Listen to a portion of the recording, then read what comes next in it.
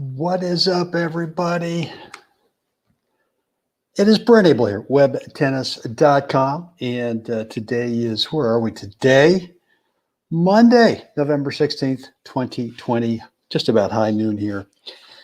Rancho Mirage, California, the California desert, another gorgeous day. We're hitting the high 80s today. And yeah, man, it's been some good stuff here recently. So, guys, look, when you get logged on, go ahead and let me know. Where are you today? Would always love to know who you are, where you are, and all that good stuff. I'm going to wait here just a minute or so before we get started on what we're going to work on today, which is going to be, let's get a little bit faster out there, right? You know, how to track down that drop shot, whether it's singles or doubles. I've got a couple of what's the right shot point samples that I want to show you. And I've got, I got seven things about how to get faster, how to track down that drop shot, and then actually how to do something with it once you get there.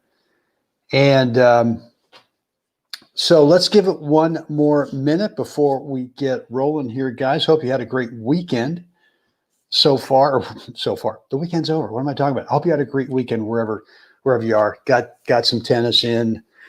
And if you couldn't, maybe get a little bit of training in, some kind of off-court training. Yeah, so let's just give it another 30 seconds before we get rolling here. Always have a few late to the party stragglers. That's cool. Yeah, kind of, I guess. But today, yeah, we're going to work on this title, which is let's get faster out there. And before we get rolling, let's do this. I want to make sure that you know that if you haven't already done so, that you can pick up my my free topspin second serve. It's about a 20-minute video course over at webtennis.com. If you haven't done that yet, just go over to webtennis.com. Just drop in a first name and email address, and you'll get immediate access to that 20-minute course, really to help you do two things, right? Practically eliminate double faults.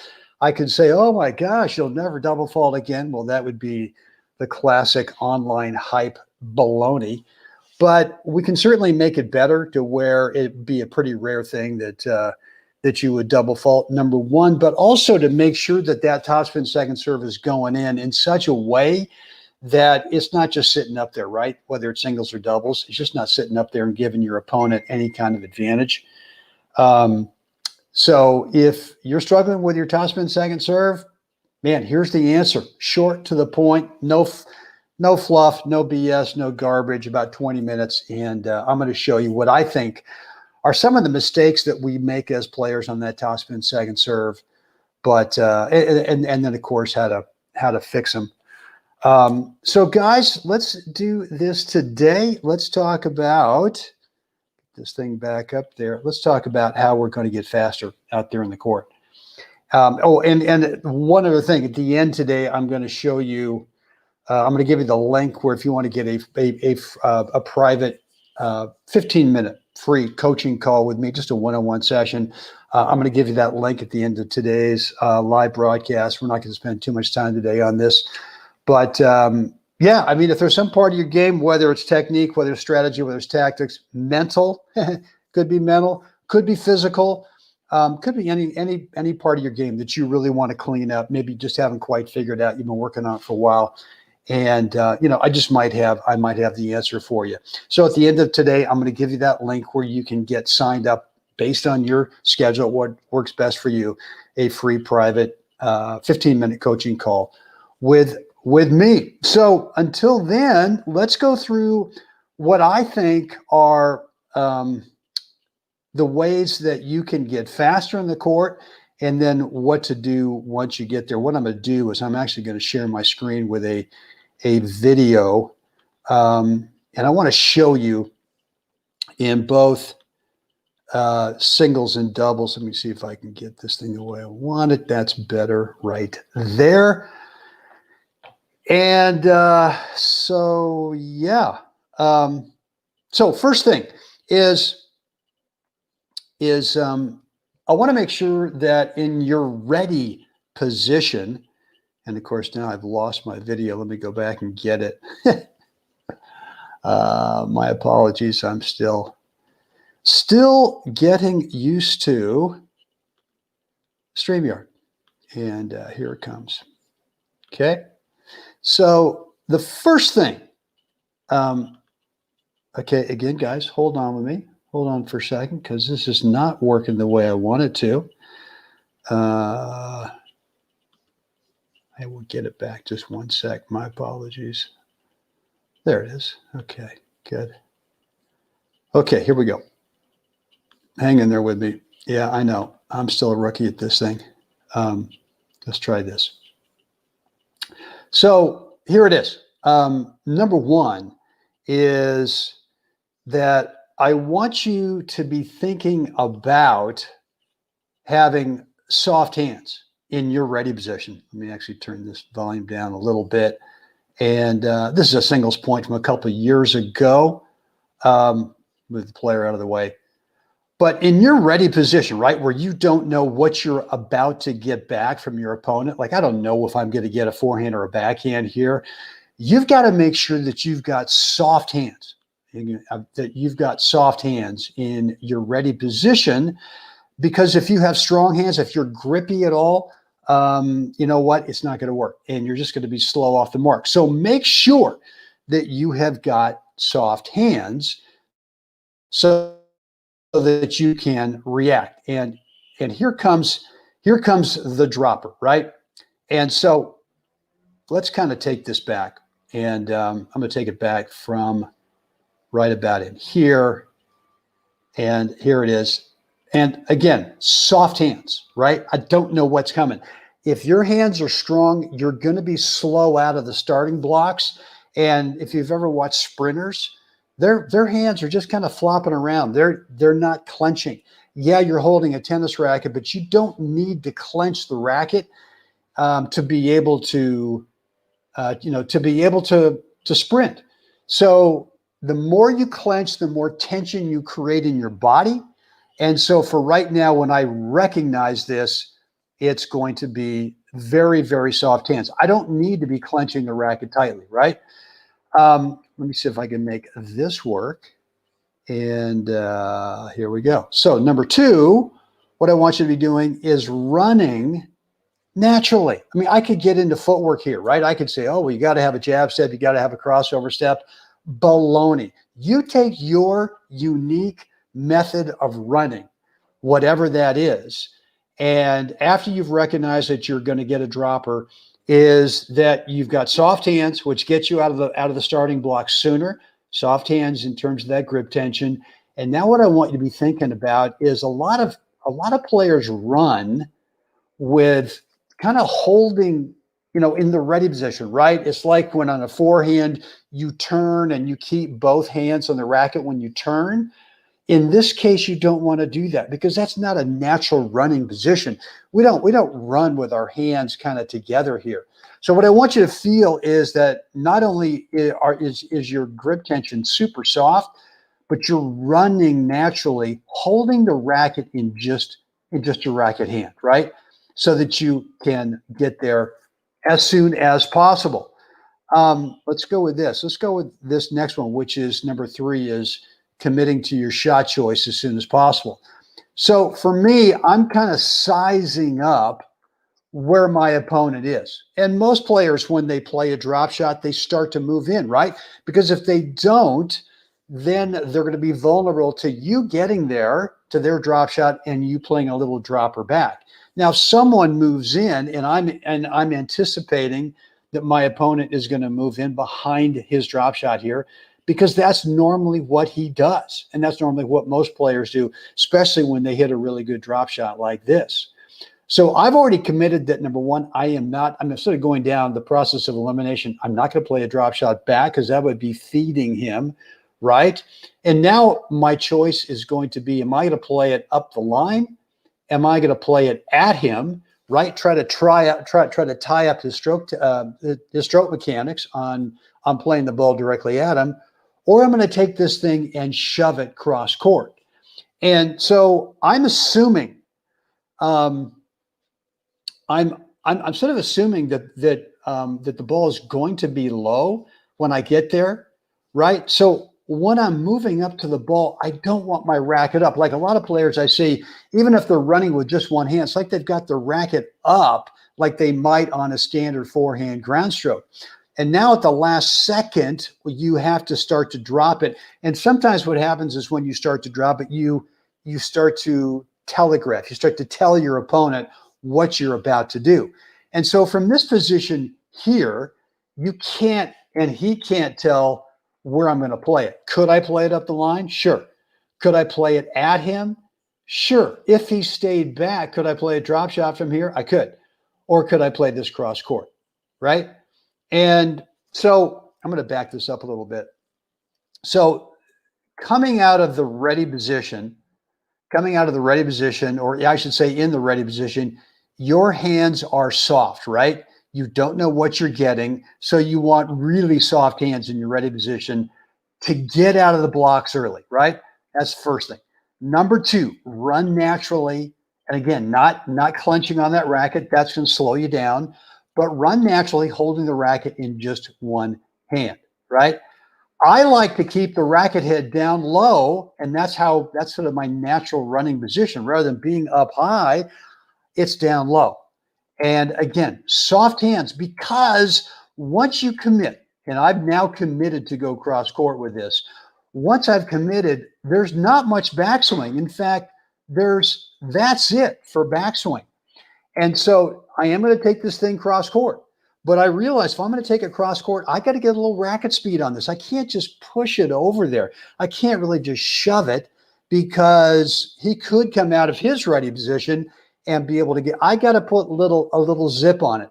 So the way you do that is to have a relaxed grip tension, because that will help you get a little racket speed once you decide to kind of flip it over there, right? So, I think the other thing that I didn't mention either that I want you to think about on this too is that at least what I feel is when I see the dropper coming, right now I see it coming, and you know what? My first thought is, no way am I going to allow this ball to bounce twice. It's just not going to happen. And I'm not telling myself I'm going to win the point or lose a point, or I'm not going to try, because if I try and I don't get to it, then it kind of looks foolish. Or if I try and I do get to it and pop it up and the guy wins a point, well, what's the point? The point for me is that it's just a mindset that I have. And my mindset is, if you're going to drop shot me, I'm not going to let it bounce twice. Now, is it a guarantee? Of course not. But that mindset right there of, you know what, I am getting to this thing. It is not bad. It helps me move faster. And so, yeah. And here's that mindset right there. All right. So look, I'm going to take this to the next point, which is a doubles point. And that's it right there in real time. Let's look at this doubles point here. And this is actually a second serve. And here we go. Okay. And I'm starting to anticipate. Now, why would I anticipate that my opponent might play a drop shot here? Well, because being smart, as Jerry is, my opponent, he realizes, well, the geometry, the longest place for me to have to track down his shot is going to be up here, right? It's not going to be over here. It's going to be that distance. And so he ends up playing a dropper. And I see it, right? I've already recognized it, and I've already gone through, I guess what I would say would be, part number 4. The mental thing is, no way. I am not going to let this ball bounce twice. So again, let's go back to the soft hands in your ready position, right? Which is, let me move this back here, get this out of here. Here we go. Good. Is I don't know what shot he's going to play. So I need to be soft in the hand. So whatever he does play, I can get out of the starting blocks as quickly as possible, right? Number two, right? What's number two? Number two is to run your unique natural method right there. Sorry. And don't hold it with both hands. Have a nice, soft, relaxed grip, because when you arrive, what have we talked about? You've got to be able to apply some racket speed to whatever shot you're going to play, and you can't do that with a tight grip, right? So I've already committed to shot choice, and shot choice for me right now is I'm assuming that the middle is going to be open. I'm just assuming it. I'm just choosing it. I don't know for sure. I mean, I've got a player in front of me. Get this out of the way here. Sorry. I've got a player in front of me. I got a player cross court. I don't know what they're anticipating that I'm going to do. And I can't tell them as I'm moving for this ball, well, you know what, guys, you've got to stay right there. You can't move. You can't anticipate what I'm going to do. So I stopped worrying about where they are now. I stopped worrying about where they're going to be. And I just totally commit, right? And it's the same thing. The racket is down low, and all I'm trying to do is get some racket speed with a relaxed grip and not tighten it up, not muscle it, not shove it, just kind of let it flip over there. And when you do that, and look, it's an all out, all or nothing. I'm off the court. I'm looking at my partner to, for a moment, maybe a shot or two, going to have to play the whole team thing by himself. But there you go. Okay. So let's kind of go back and let's take a look at this last point here in real time. And again, the same thing applies here in terms of, so much of this is mental. I am not going to let this thing bounce twice.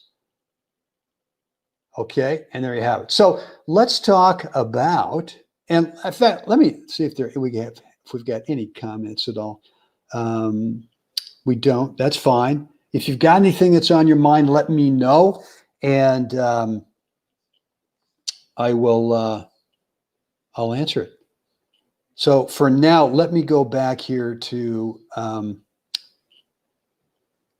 what I do to train, right? And what I do to train is, I'm going to take this video back to the beginning on this point here.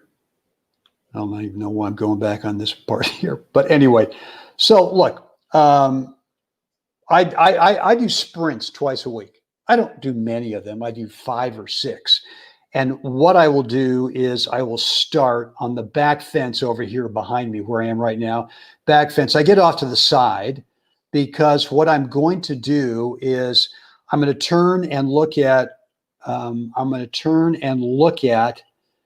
the opposite fence over here. And I'm going to find if it's a fence that has got no windscreen, I'm going to stuff a tennis ball about head high over here. And if I can't stuff a tennis ball in there, then I'm going to find a mark over here. Maybe the fence has got a windscreen where I can't put a tennis ball in it, but it's got, I can see the crosshairs, right, of the, of the fence posts holding up the fence and the windscreen. Maybe that cross section right there is a stationary out. Maybe there's a stain or something on it. But what I'm going to do is from this back fence, and we're going fence to fence, which is 120 feet. I'm going to do an all-out sprint with my racket in one hand, right? Making sure that I'm doing a couple things. Number one is that I'm feeling that my hand's not clenching tight as I'm running. But number two, I'm trying to run in such a way, trying to sprint in such a way that my head is really still as I'm moving, and that spot over there that I'm looking at as I'm running towards it is not jumping up and down. And what you're going to find in the beginning is when you try this, when you do these sprints, is that spot over there is going to be just bouncing all over the landscape. As you get better at sprinting and keeping that thing quieter, what you're going to find is that you're now sprinting with your head staying a lot more still.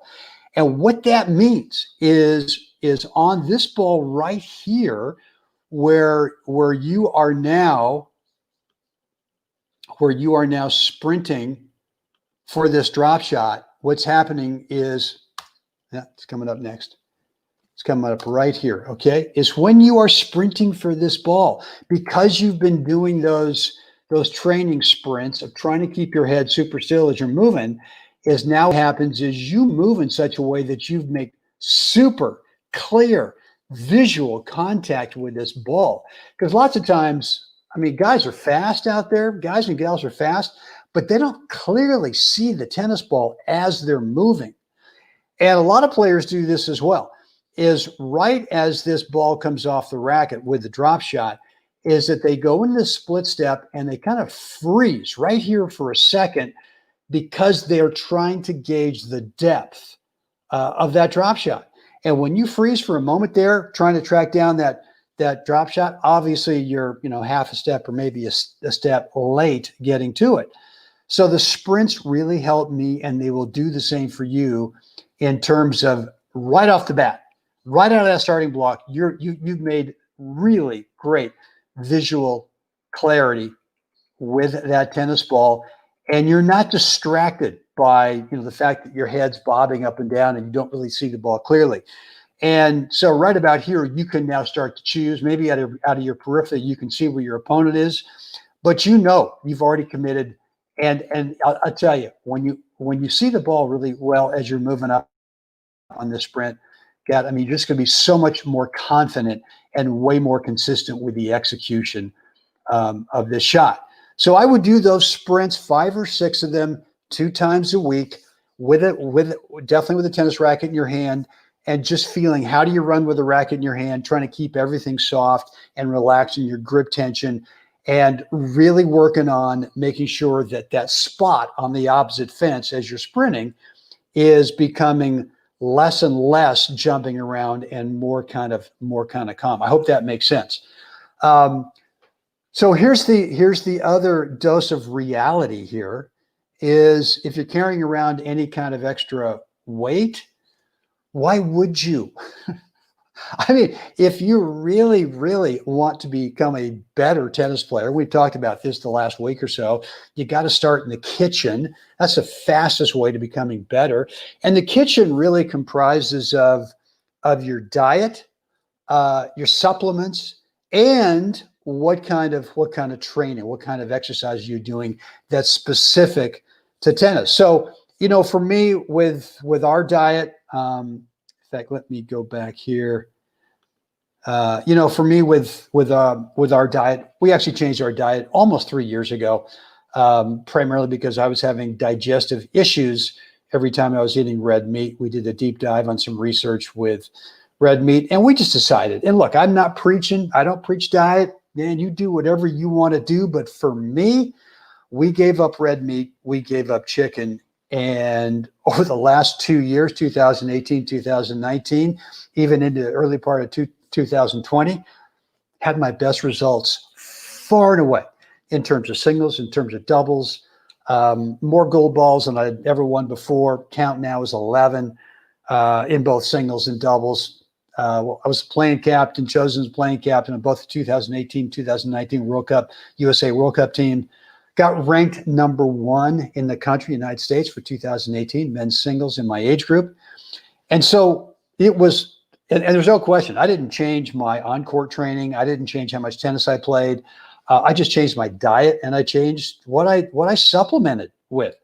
And the diet was, we didn't go totally vegan. We still eat some fish, but we got rid of red meat, we got rid of chicken, and we got rid of dairy. And I know that sounds crazy, and it's not right for everybody, but what it did for me, and I was already in pretty good shape, is apparently I was carrying around an extra 8, 9, 10 pounds of just junk just all the time that my body didn't need. And once I got rid of that, I'm just telling you, I just felt quicker. I felt faster. I felt like I saw the ball better. I had more confidence in the court. People say, well, what about endurance? Man, I mean, no problem. I mean, I played some tough, long 3-setters, especially in Europe. 2019, played some long matches, had no problem at all. So I would encourage you to look at your diet, and I would start thinking about if you need to drop some weight, then go ahead and do it. Just do it. If you want some ideas how to do it, just shoot me an email, brent@webtennis.com. You can also direct message me. We can keep it private if you want. That's fine too. And then the other thing is supplements. I got onto a set of supplements based on a recommendation from a world-class cyclist, Ian Farrar, which for me, I was trying to get off of ibuprofen because as good as my diet was, as much tennis as I was playing, as much training I was doing, I was still taking 2 or 3 ibuprofen every day just to kind of knock off the systemic soreness that I got from all the activity. And I knew that that was not great. And I've been doing that for years. And so I got in touch with him and he said, look, try this. And within about 2 weeks, I was done with ibuprofen. And now it's been over 7 months. Well, what's today? It's been 7 months and 1 day. Since mid-April. So look, if you've got any issues with inflammation that you want to, that you want help with, let me know. Just shoot me an email, brent@webtennis.com, or direct message me, private message me, and I'll be happy to, tell you what I'm doing, what's worked for me. I don't know if it'll work for you. It might not, but it's an organic plant-based supplement. It's not a diet. It's tablets, pills, liquids, all this kind of stuff. But it's all really, really great stuff.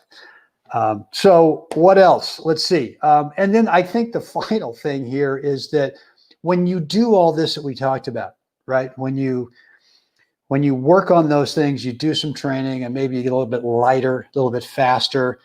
It's a great feeling. I mean, those 2 points I showed you, I mean, I got to tell you, the feeling of being able to think I'm not going to let this ball bounce twice.